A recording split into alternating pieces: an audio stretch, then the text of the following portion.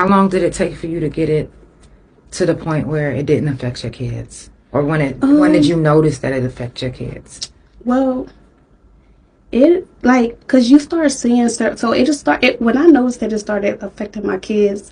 It was pretty much more so of some of the things in school, just looking at them. Some of the things that they like. They act out, the rebellious, and just certain things like that. And then I looked at my own self and my environment where I was at, and I was just like, no, you know.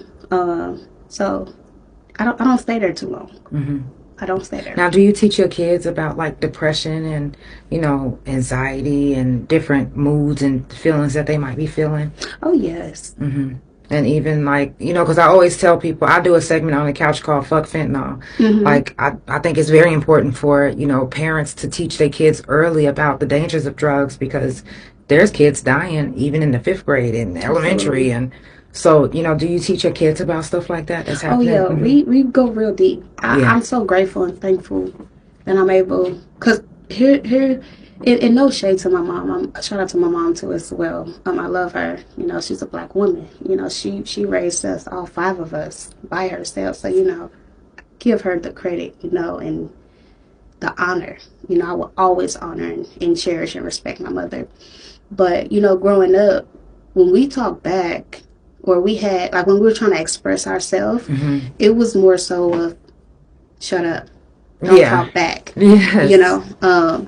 And I didn't want to shun them from having a voice or for them, having an outlet to speak. Otherwise, because if I did that, then I wouldn't have been able to. I wouldn't be able to understand my kids or allow them to express and love. To be able to love openly and fully, not only towards me, but towards others, because they have a voice as well. So I didn't want to shine them from that. So I was real big on saying, hey, express yourself, but do it respectfully, but not disrespectfully, but respect. Something that I always say, and I tell my kids, stand for something or fall for anything. Like, be you. Go be great at it.